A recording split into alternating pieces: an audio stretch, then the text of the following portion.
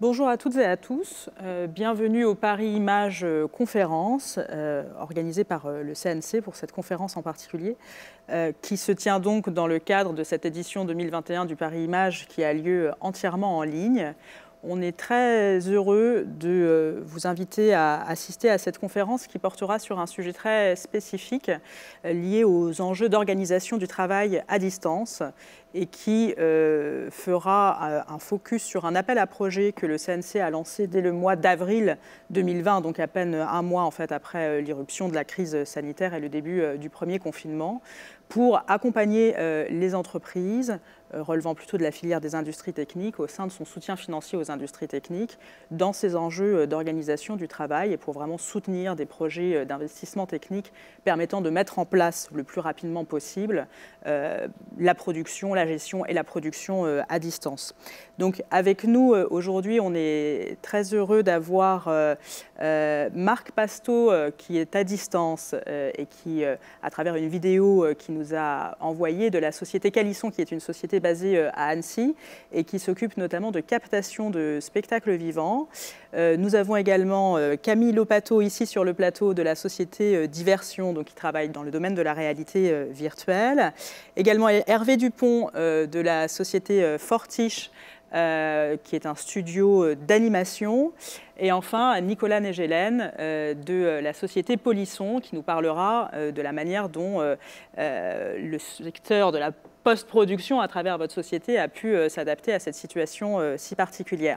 Voilà, l'idée que tous vous ayez pu bénéficier de cet appel à projet et que vous puissiez partager avec nous un peu votre retour d'expérience, donner un petit peu quelques éléments sur le projet en question, en quoi est-ce qu'il a consisté et comment est-ce que vous voyez aussi la capacité de rebond, de résilience, mais de rebond en particulier des secteurs que, en quelque sorte, vous représentez. Donc, nous, côté CNC, donc moi je suis Pauline Augrin, directrice adjointe du numérique au CNC. Je suis accompagnée de Thomas Gros-Perrin, qui est chargé de mission industrie technique, donc plus spécifiquement en charge de cette aide qui est le soutien financier aux industries techniques. Avant de lui céder la parole, je voudrais juste dire quelques mots introductif pour rappeler la manière dont le CNC a abordé cette crise sanitaire au moment de son irruption particulièrement brutale à laquelle évidemment personne n'était préparé. Je dois dire que la première priorité pour nous, et ça nous a pris 2 à 3 semaines, a été de nous-mêmes être en mesure de pouvoir travailler à distance, de faire en sorte qu'il n'y ait aucune interruption de notre activité. Et en 2-3 semaines, on a pu finalement très rapidement revoir entièrement nos outils, nos procédures administratives, de manière à ce que toutes les commissions puissent se tenir, souvent aux dates prévues. Il y a d'ailleurs eu très peu de commissions qui en pratique ont été un peu décalées ou reportées, et de manière à ce que les aides puissent être continuées à être versées, parfois même dans des délais qui ont été plus courts en pratique, dans des délais qui ont été accélérés, dans la mesure où finalement nous avons fait un grand bond en matière de dématérialisation de nos procédures et donc quelque part aussi de gains d'efficacité et de productivité, chose qui probablement en temps normal nous aurait pris 1 à 2 années, mais je pense que toutes les sociétés ont été un petit peu confrontées aussi à cette urgence. Donc voilà, pour nous ça a été évidemment la première chose, mais très rapidement ensuite, on s'est interrogé sur la manière dont on pouvait, finalement de façon la plus stratégique possible, accompagner les filières, tous les secteurs que le CNC accompagne, qui pour beaucoup, tous en tout cas au moment du premier confinement, ont évidemment énormément souffert de cette situation.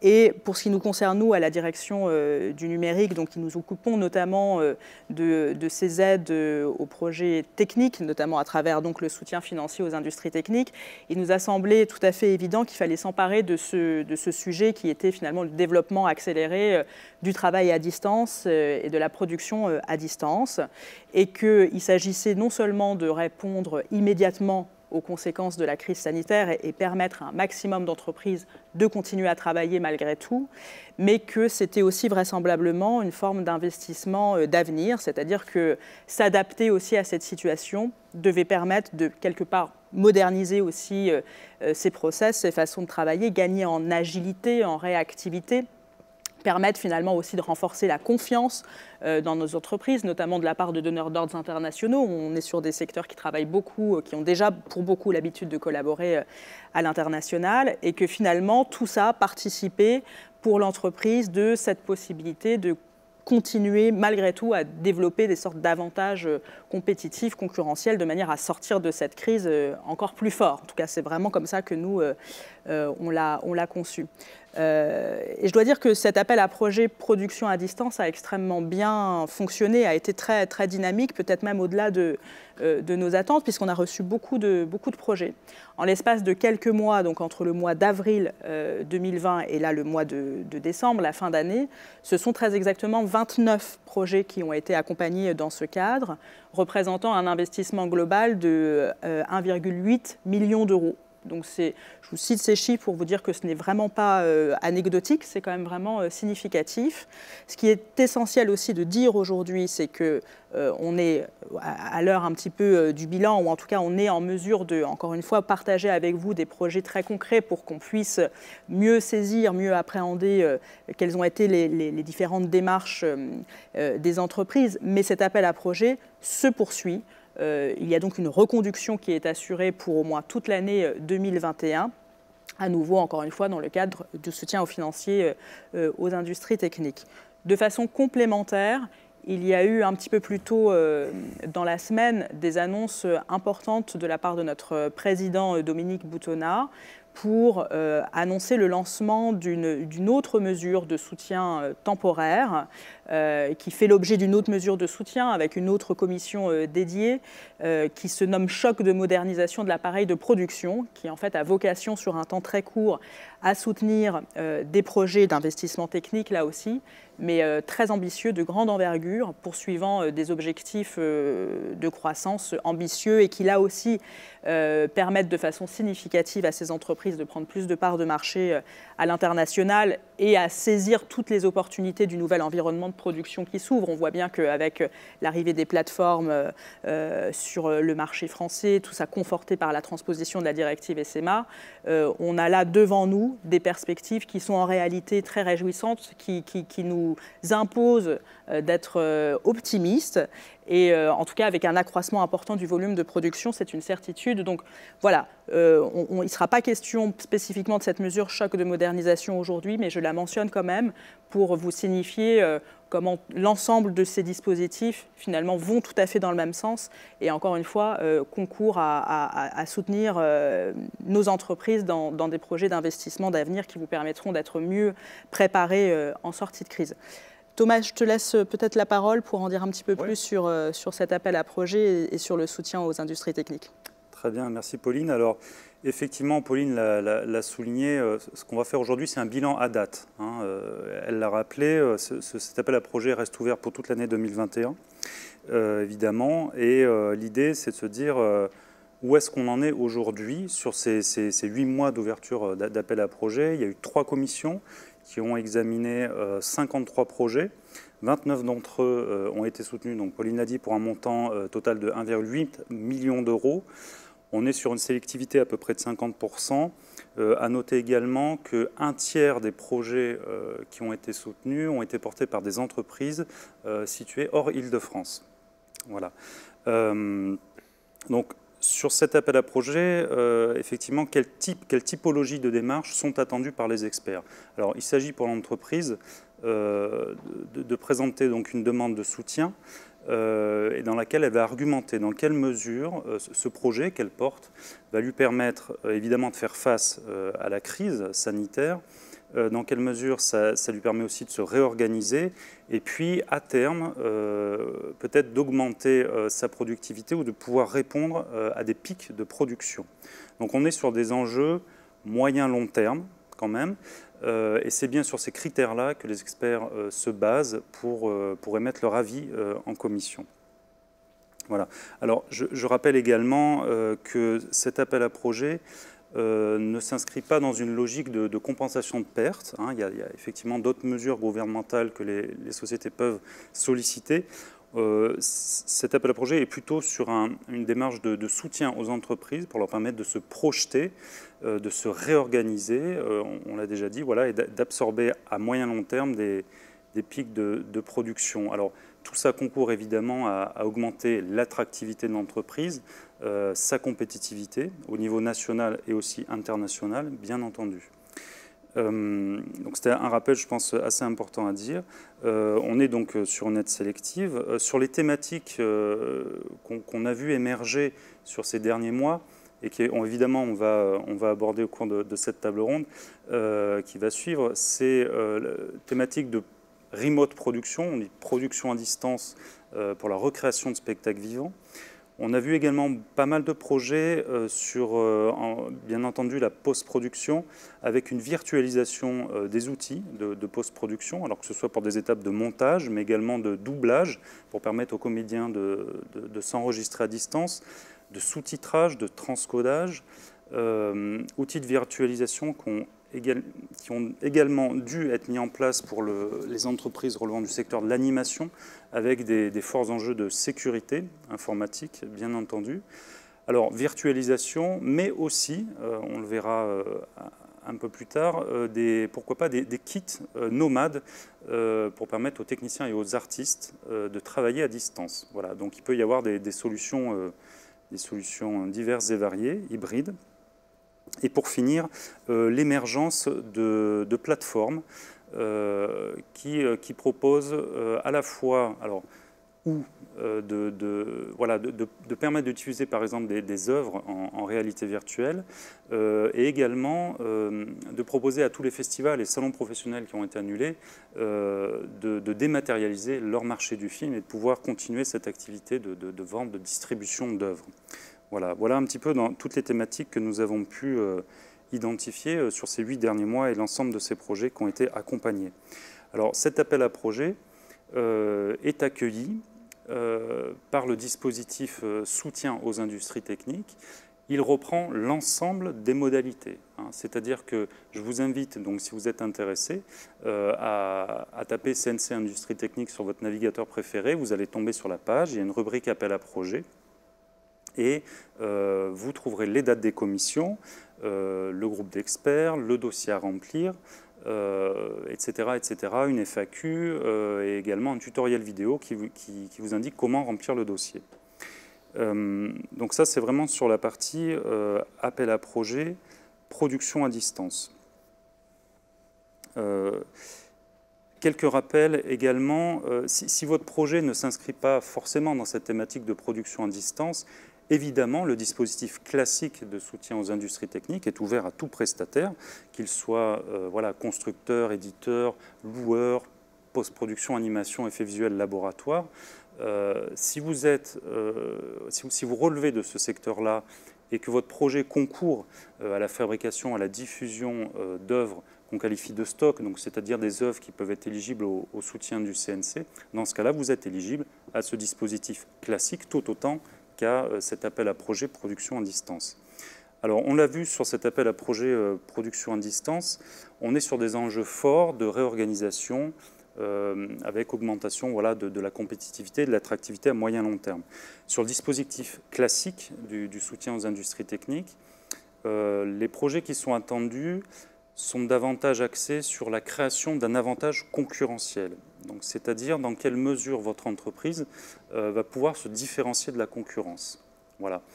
Donc évidemment, dans le dossier, il vous revient de présenter votre marché cible, qui peut relever d'œuvres, qui peut être géographique, qui peut être international, présenter la concurrence, ses forces, ses faiblesses, bien entendu, et démontrer en quoi votre projet va vous permettre de faire un pas de côté, un pas en avant, en tout cas de vous différencier de cette concurrence-là. Donc aujourd'hui, ce sont des projets relevant de cette typologie qui sont attendus et qui sont soutenus sur le soutien aux industries techniques.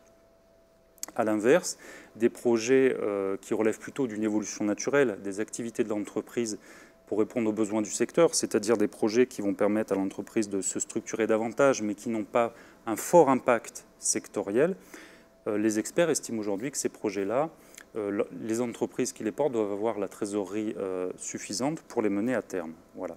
Donc on est vraiment, nous, on se positionne sur l'accompagnement financier d'une prise de risque de l'entreprise pour se différencier. Et cette démarche nourrit encore une fois l'objectif de structurer le secteur, d'augmenter sa compétitivité et son attractivité. Alors, quelques conseils dans la rédaction du dossier qui valent aussi bien pour l'appel à projet que pour le dispositif classique. Je vous invite à aller à l'essentiel dans le dossier. C'est une commission qui traite entre 40 et 60 dossiers en une journée. Mais ne pas hésiter par contre à faire des renvois en annexe, des annexes qui peuvent être d'ordre technique, organisationnel, financier, économique, car effectivement, autour de la table, dans notre commission, il y a 13 experts qui ont plutôt un profil technique, mais assistent également BPI-France et l'IFSIC, donc les enjeux économiques et financiers sont également regardés de près, bien évidemment.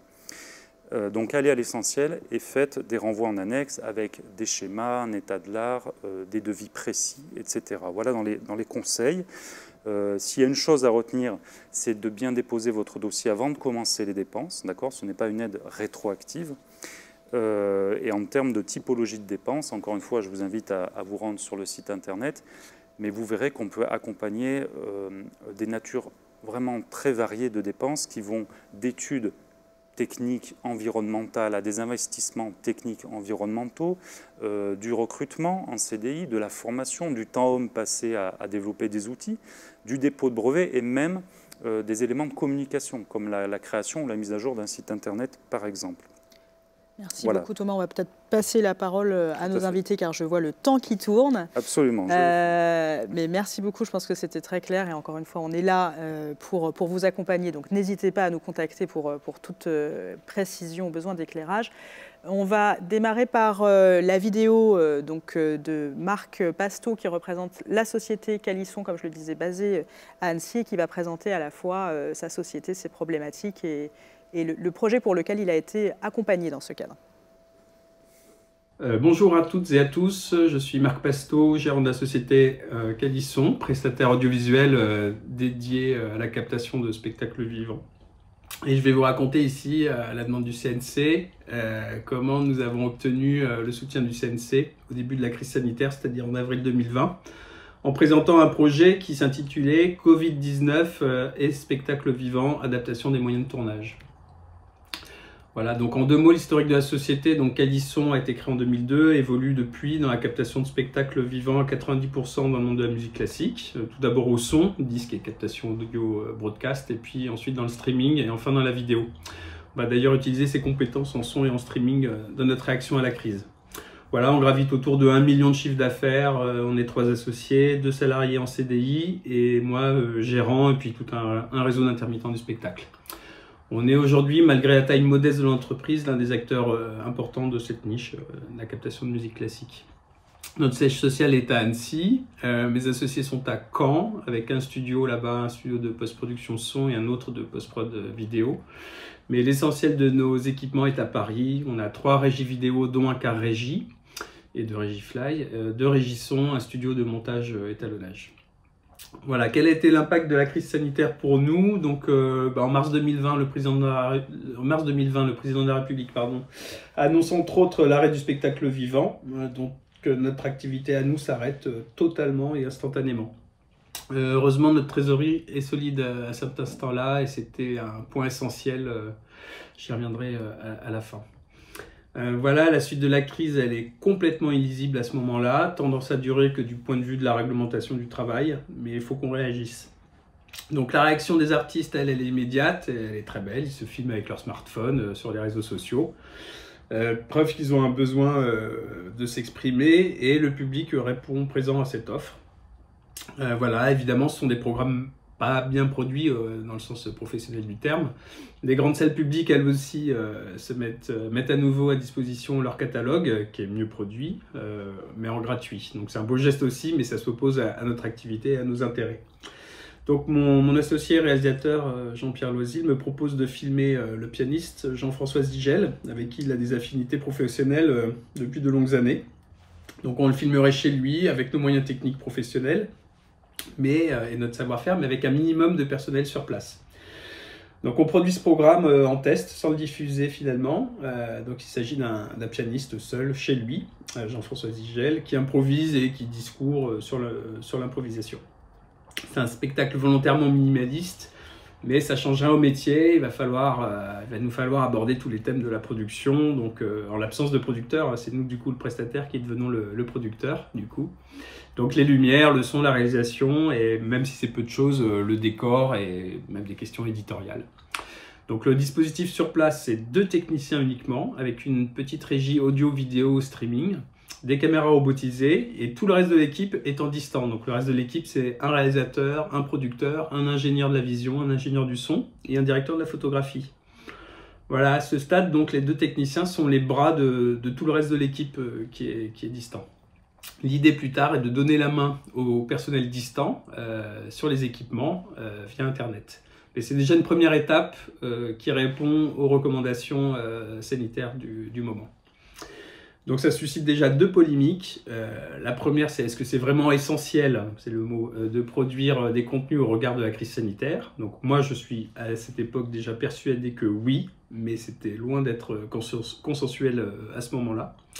Et deuxième chose, est-ce qu'on n'est pas en train de scier la branche sur laquelle on est? Me disent certains qui sont effrayés de voir si peu de personnel sur site. Par rapport à une captation classique, on serait plutôt 15 ou 20 personnes. Donc moi je dis au contraire, à ce moment-là, non, nous participons à notre échelle à structurer la branche même, et à préserver les emplois, à créer de l'activité alors qu'il n'y en a plus. Malgré tout, donc on monte ce programme test et puis on en dévoile les coulisses de la production à différentes personnes, des diffuseurs, des producteurs. Et finalement, il y a un diffuseur web, Medici, qui me dit eh ben, « Ok, faites-en un en direct sur ma plateforme ». Et à partir de là, la mayonnaise va prendre. On va faire 2 ou 3 tests comme ça. Et au final, c'est 2 festivals qui vont se monter autour de notre dispositif et de notre procédé. Et on va même devenir coproducteur délégué par 2 fois d'un programme France Télévisions directement issu de ce procédé de captation, avec le même pianiste d'ailleurs.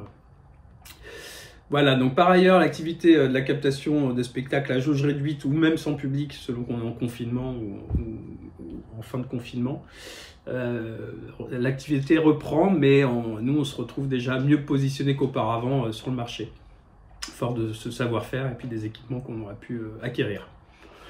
Voilà, je ne sais plus comment on en est venu à solliciter le CNC. Je pense qu'on a été sourcé par le CNC parce qu'on avait déjà déposé 2 projets préalablement quelques mois auparavant qui avaient été retenus avec succès. De toute façon, on suit l'actualité du CNC, notamment les pages consacrées au soutien aux industries techniques. Voilà, puisqu'on a pu en bénéficier déjà à 2 reprises. Voilà, on allait réagir quoi qu'il arrive, mais c'est vrai que le soutien du CNC nous a permis d'aller un peu plus loin dans notre démarche. Et je vais la détailler un petit peu. Donc on a vu qu'il s'agissait d'abord de réduire le nombre d'opérateurs sur place tout en préservant la qualité du travail. Donc voilà ce que ça a impliqué. Et donc le CNC nous a soutenus financièrement à la fois sur les investissements matériels, mais aussi sur les investissements de temps.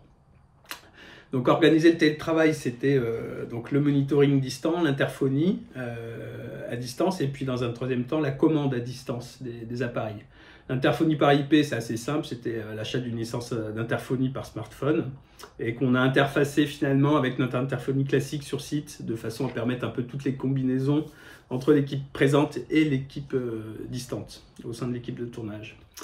Voilà, le monitoring audio et vidéo distant, ça passe par différentes technologies qui présentent différentes qualités et défauts de latence et de qualité de signal. Parce qu'en fait, il y a une relation inverse entre la latence et la qualité du signal.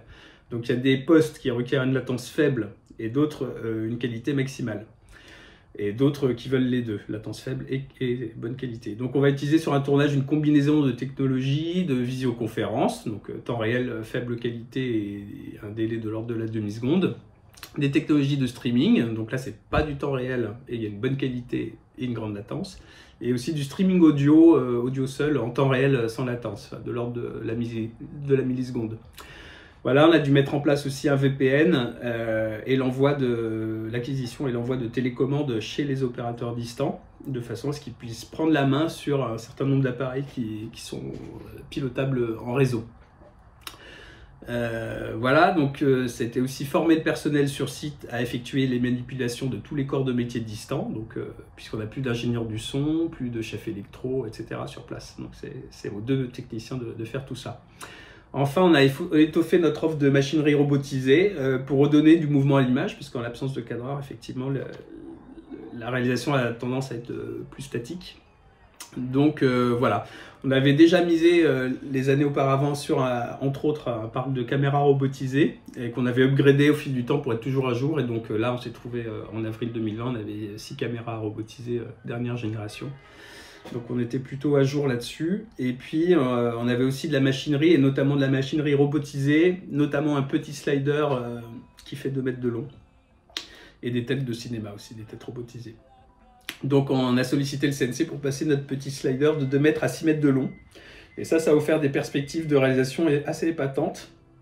Et puis ça reste un outil assez facile à monter et à exploiter.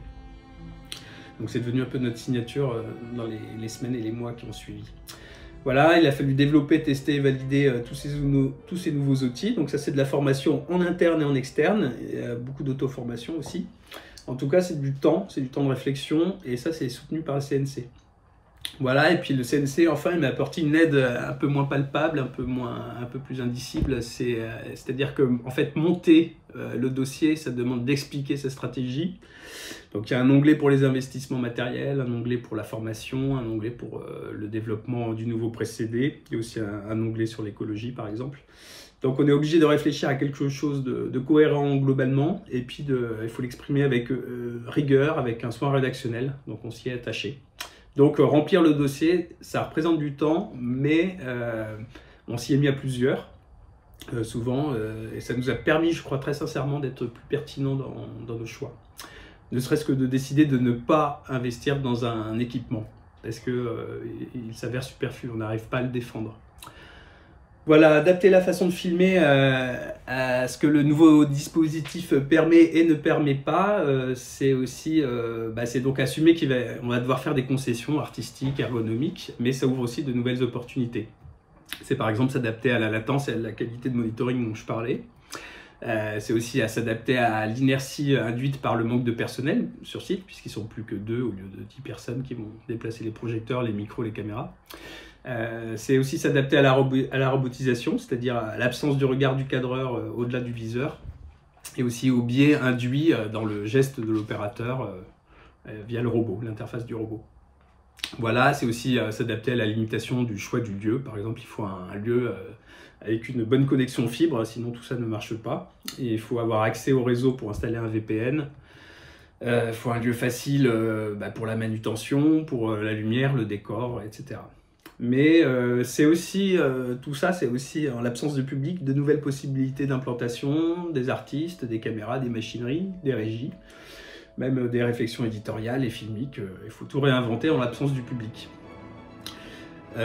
Voilà, donc tout ça, c'est aussi s'impliquer davantage dans la production du spectacle et dans la production audiovisuelle. Et à ce titre, notre collaboration avec les artistes est devenue beaucoup plus étroite, par exemple, puisqu'il n'était là que pour nous, que pour le micro et la caméra finalement. Donc c'est l'un des côtés heureux de la chose de notre point de vue, si on veut bien considérer dans cette période assez sombre des points positifs. Voilà un premier exemple assez éclairant portant donc sur les métiers du tournage. On reste sur ces enjeux de production et de fabrication et je me tourne vers vous, Hervé, donc de la société Fortiche Productions. Je dois dire que le monde de l'animation a été particulièrement réactif. Il y a plus d'un tiers des projets qu'on a soutenus qui en fait émanent de studios d'animation. Quelles ont été, vous, vos problématiques? Comment vous avez essayé d'y répondre? Donc oui, donc Fortiche est un studio d'animation qui existe depuis maintenant 11 ans. Et surtout, ces 3 dernières années, il a énormément grossi. Donc c'était un petit studio qui faisait des vidéos assez courtes, 10 salariés au démarrage, on était environ 70 en 2017, et à la faveur d'un gros projet qu'on a acquis auprès de Riot Games. Donc on est sur un projet de série assez ambitieux.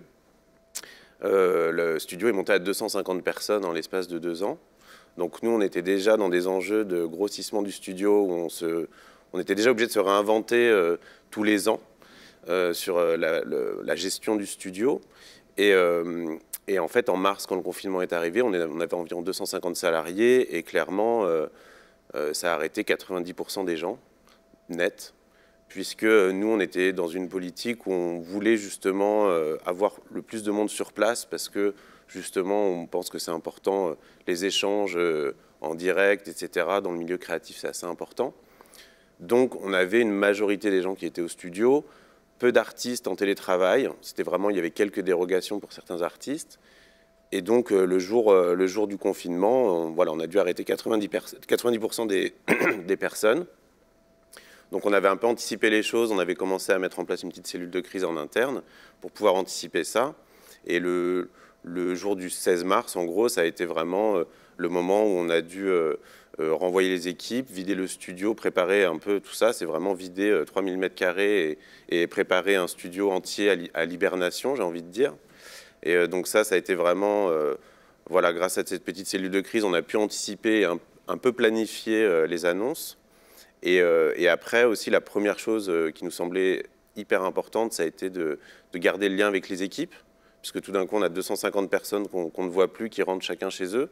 Donc là, il a fallu mettre en place des relais via les équipes de production pour pouvoir localiser les gens, être sûr que les conditions dans lesquelles ils étaient, comment ils sentaient la crise, puisque nous, on a en plus dans l'animation beaucoup de salariés qui sont assez jeunes, qui vivent, donc on connaît Paris, donc dans des petits appartements tout seul. Donc il y a aussi tout d'un coup être tout seul à Paris dans un petit appartement. Enfin, il y avait vraiment une dimension humaine aussi à la crise.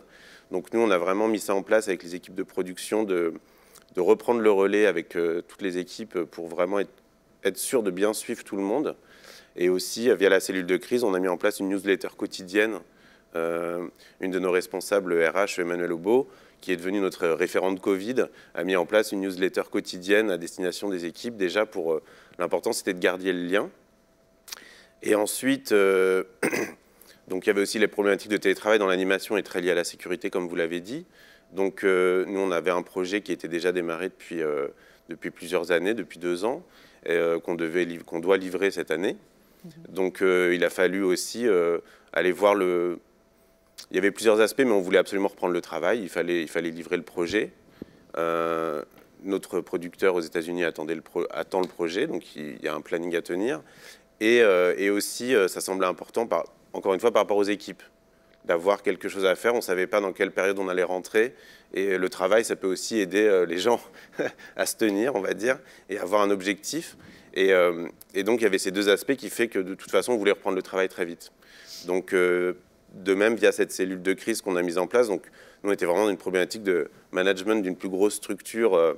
Voilà, donc on a mis en place cette cellule de crise qui a été quotidienne au démarrage, donc avec les équipes informatiques, la direction des opérations, l'administration, les RH et les équipes de production, pour justement s'adapter à tout ça et remettre les gens au travail. Donc la remise au travail, ça a été, on a défini par rapport au planning de production et aux priorités et voilà, l'ordre de remise en télétravail, puisqu'on ne pouvait pas remettre en place 250 personnes d'un coup. Ça a pris quelques semaines. Donc il a fallu d'abord prioriser la mise en télétravail.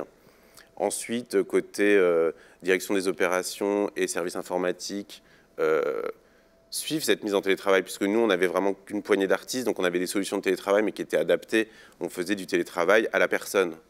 Quelques artistes, les services informatiques les connaissent, ils ont chacun leur petite spécificité, et on peut suivre. Là, tout d'un coup, créer du télétravail à cette échelle, il faut réfléchir à le normaliser, il faut réfléchir à un peu l'encadrer, et il faut les moyens techniques derrière. Donc au niveau informatique, typiquement, ça a été vraiment les enjeux de réseau, de bande passante, de choses comme ça qu'il a fallu grossir, trouver les bonnes technologies sécurisées pour que les gens puissent travailler à distance. Donc ça a été, je pense qu'il y a eu, comme tout le monde, cet effet un peu choc, mais qui fait que tout le monde, nous, on a vraiment une super réaction au niveau de l'équipe du studio, qui s'est vraiment mobilisée, et donc à la direction des opérations, Hélène Waniowski, qui a vraiment organisé aussi des allers-retours de machines pour les personnes qui n'avaient pas de machines chez elles, ou pas les machines suffisantes pour travailler chez elles. Donc il a fallu des déplacements physiques de machines. Le service informatique, on avait notre directeur informatique qui était malheureusement une personne fragile, donc avec le Covid était complètement arrêté, donc on s'est retrouvé avec petite équipe informatique. Et donc là, il a fallu, on avait des prestataires avec lesquels on était sur d'autres missions, on a redirigé vers le télétravail. Enfin, tout le studio, de toute façon, avait un planning et toutes les équipes studio ont dû se rediriger, se remobiliser sur la mise en place du télétravail de manière réactive. Donc au niveau informatique, ça a été notre équipe informatique avec les prestataires qui ont vraiment mis en place finalement, ces quel solutions. bilan vous tirez aujourd'hui? Est-ce qu'il y a eu des retards de production? J'imagine que oui quand même, mais peut-être pas si conséquents que ça. Et est-ce qu'au final, ça a été pour vous un accélérateur et eu l'opportunité de vous renforcer sur un plan technique? Alors complètement un laboratoire et un accélérateur, puisque donc oui, on a pris un peu de retard dans la production, mais finalement assez limité quand même. Je trouve qu'on s'en est très bien sorti et par rapport à l'enjeu.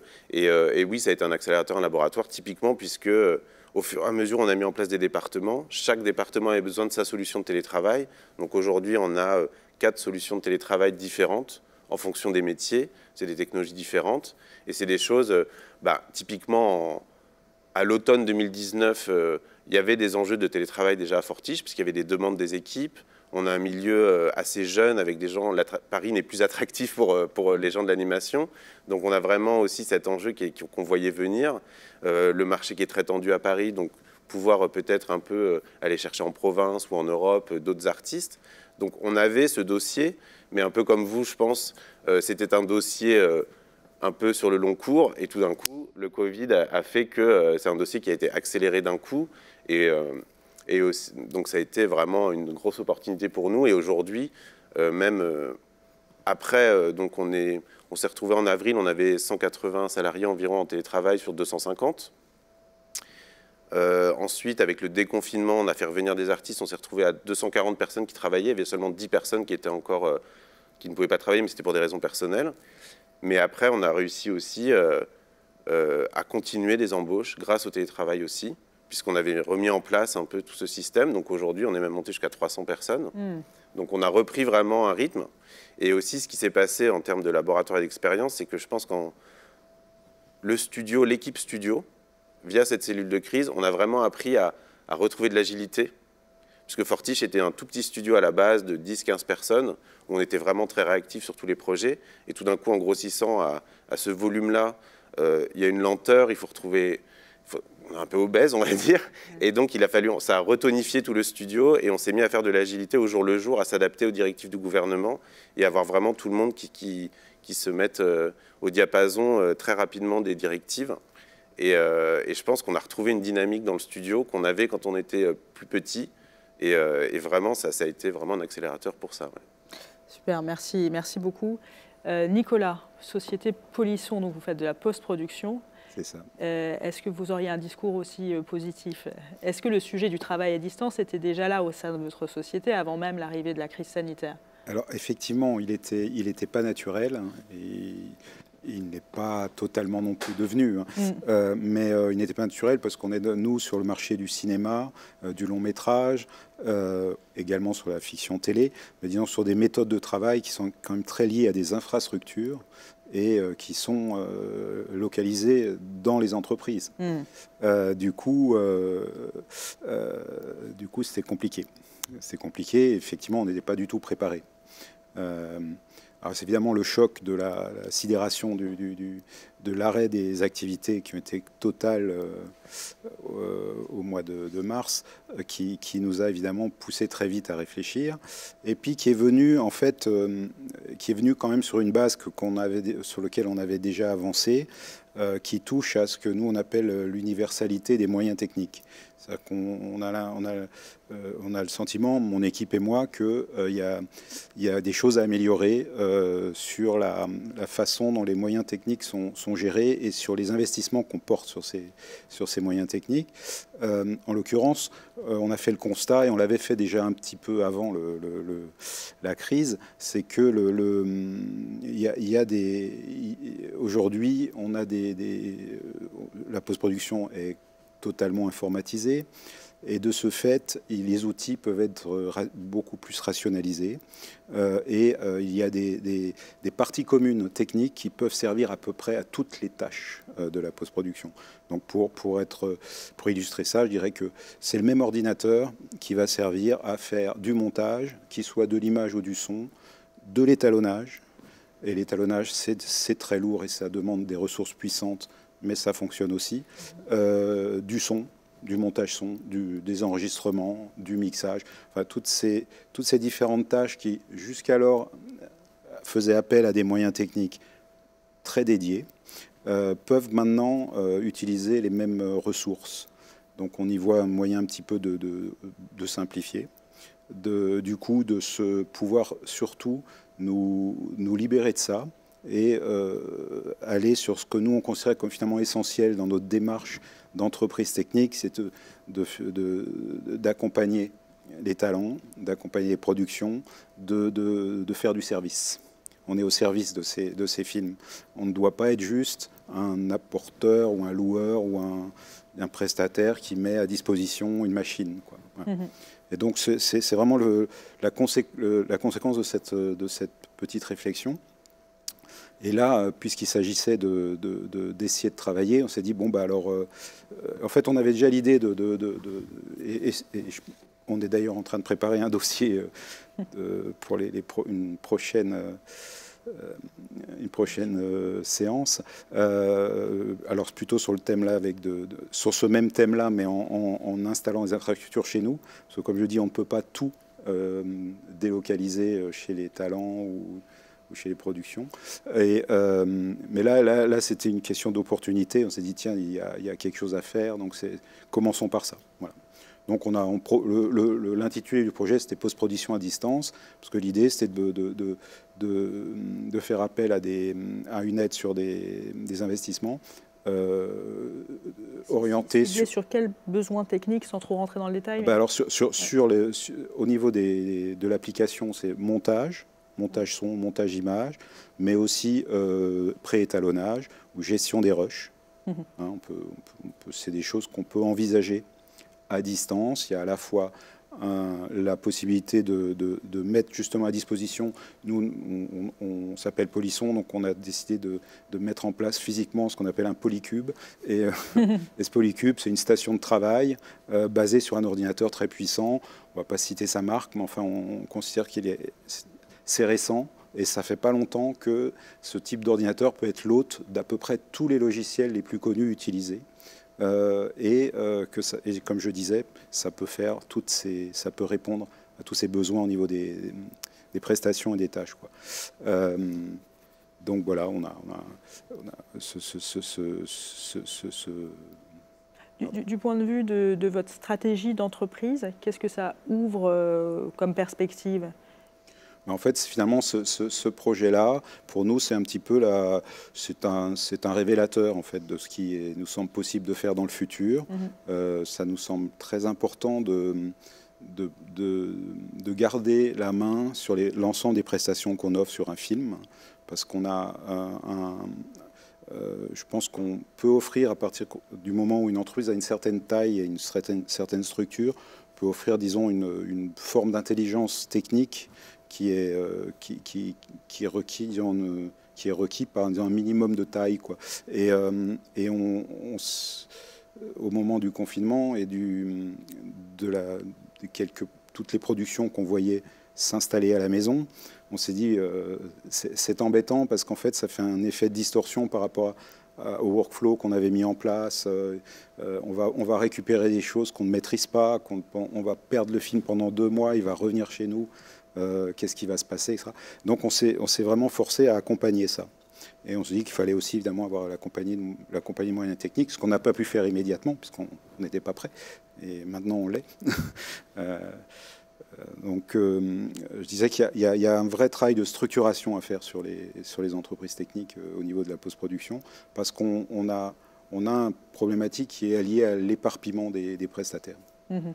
Donc ça nous semble... Vous sentez que c'est un mouvement commun, collectif, c'est-à-dire qu'avec vos homologues du même secteur de la post-production, il y a... Oui, enfin en tout cas, j'ai l'impression qu'il y a un certain nombre d'entreprises qui prennent conscience de ça aussi. Ouais. Voilà. Mais par contre, peut-être que le monde de la production ou des talents n'en est pas conscient. Parce que forcément, ils sont, eux, dans une approche souvent plus individuelle.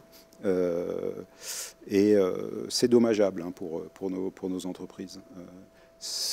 Qu'il n'y ait pas de meilleure d'anticipation. Il y a un effet économique, ouais. mais bon, si on veut même écarter l'effet économique, il y a surtout un effet sur, je dirais, la structuration du travail et du coup, quelque part, la qualité du...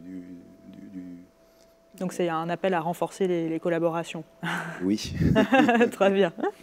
J'avais une question peut-être pour Nicolas et Hervé.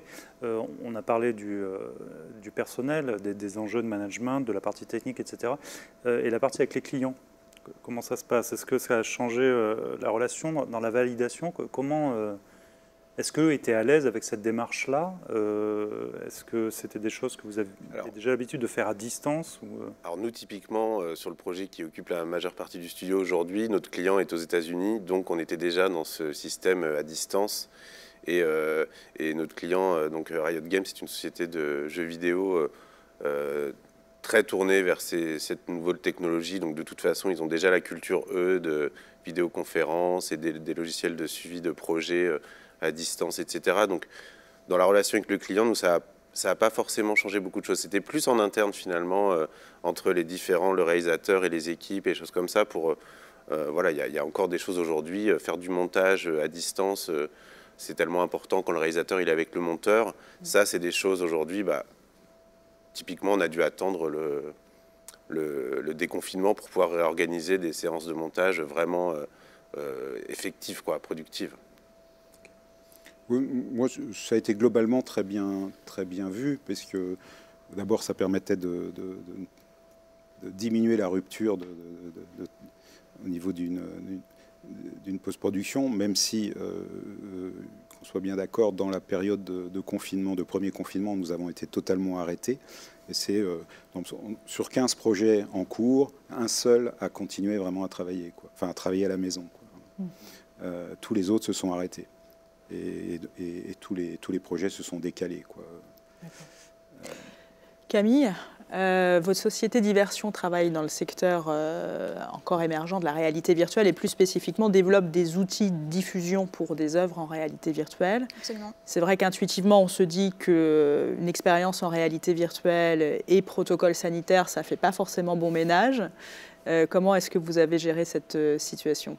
Oui, c'est ça. C'est-à-dire que, alors c'est amusant parce que pour mes amis qui ne comprennent pas forcément complètement ce que je fais, quand on dit réalité virtuelle, ou même pour les gens en général, quand on dit réalité virtuelle, on se dit, vous, Diversion Cinéma, vous êtes dans la réalité virtuelle, le confinement, tout ça, c'est bon pour vous, finalement, et ça fait un peu exploser votre activité. Bon, ça n'a pas du tout été le cas.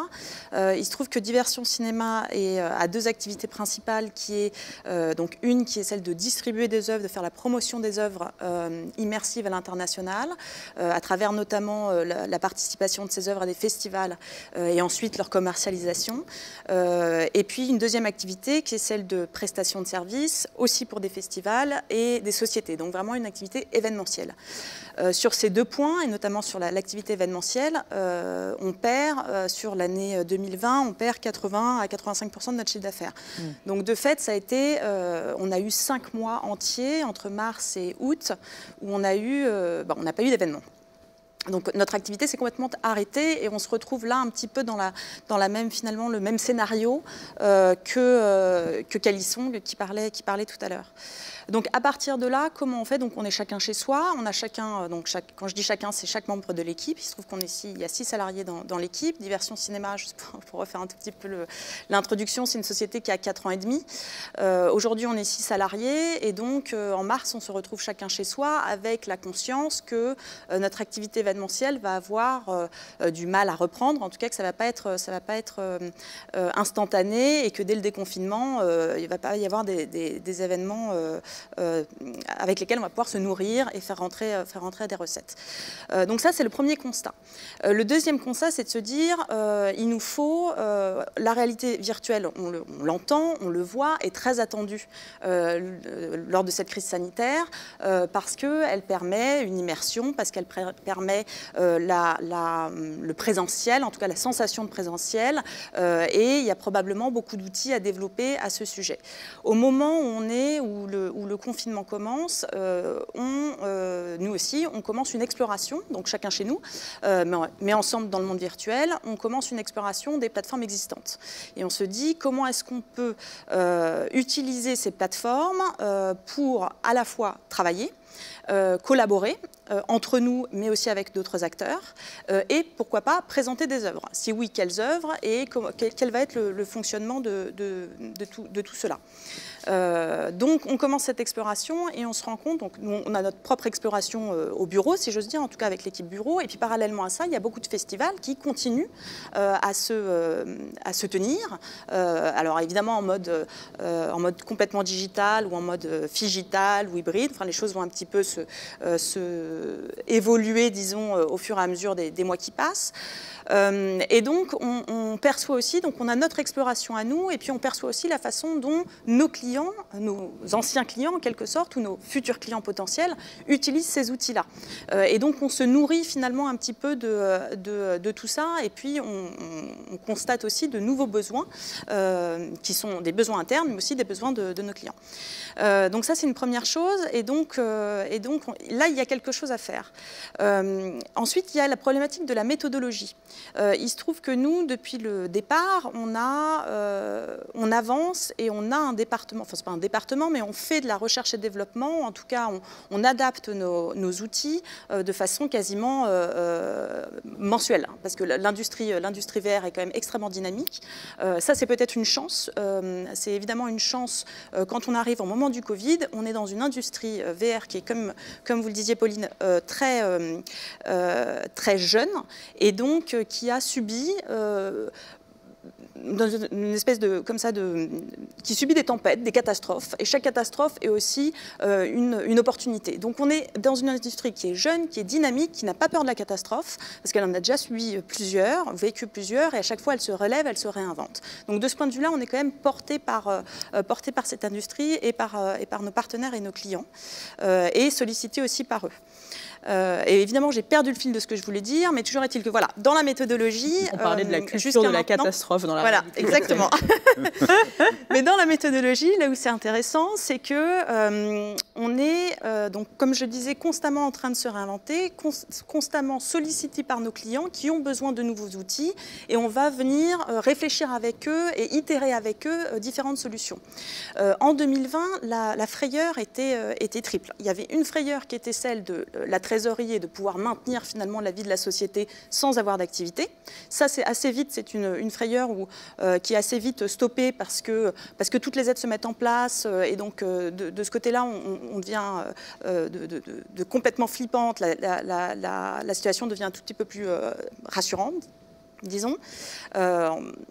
Donc ça, c'est le premier truc. Le deuxième truc, c'est de se dire comment est-ce qu'on peut être mis au défi par nos clients. Qu'est-ce qui va se passer en fait? Cette année 2020, c'était une année pour nous où on grossissait, on allait être encore challengé, comme on dit en bon français, par nos clients. Et c'est ça qui allait, et c'est les bénéfices, parce que c'est toujours comme ça qu'on procède, c'est les bénéfices de l'année précédente qui nous permettent de venir faire de la recherche et développement et de venir itérer sur des outils qu'on a mis en place avec des clients et éventuellement les ouvrir à un public plus grand. Donc si on n'a pas ça, donc on n'a pas d'argent puisqu'on ne va pas avoir de recettes. À la fin de 2020, on n'aura pas de recettes. Si on a quelque chose, ce sera des dettes. Et puis, on n'a pas cette conversation permanente et ces mises au défi permanentes de nos clients.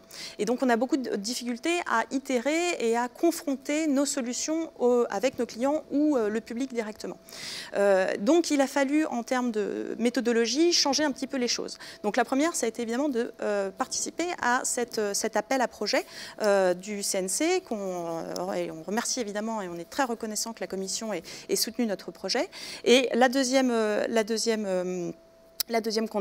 condition, en tout cas la deuxième méthodologie, c'était de recréer ces discussions, de recréer ces défis, de remettre à profit en fait les problématiques de nos clients pour pouvoir nous nourrir et créer un outil qui soit pertinent, modulable et qui puisse donc trouver des recettes, quoi. Enfin, il nous reste très peu de temps, pardon, mais en quelques mots, du coup, cet outil consiste en quoi? C'est une plateforme qui reste, alors je finis juste là-dessus, et donc il s'agit pour nous de créer des brainstorms, de ressolliciter une discussion avec nos clients, et pour ce faire, on s'est évidemment formé à ces outils de réflexion commune et d'émergence d'intelligence collective, quoi, disons.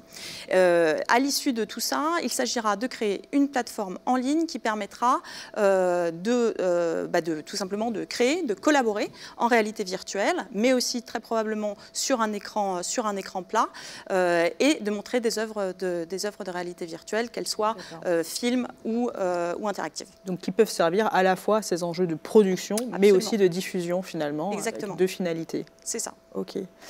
Merci beaucoup. Écoutez, on arrive au terme de cette rencontre. Encore une fois, merci vraiment beaucoup pour vos témoignages. C'est très intéressant, très éclairant, inspirant aussi, j'espère. On le répète, cet appel à projet est reconduit, se poursuit sur toute l'année 2021. On attend vos projets, on attend vos propositions. Encore une fois, essayons de rester optimistes et de se dire qu'il y a encore des opportunités à saisir. Je remercie tout particulièrement le Centre des Arts d'Enghien-les-Bains pour nous accueillir ici aujourd'hui et mettre à disposition leurs moyens techniques, et ainsi que tous les partenaires de ce bel événement qu'est le Paris Images. Merci à tous et à très bientôt.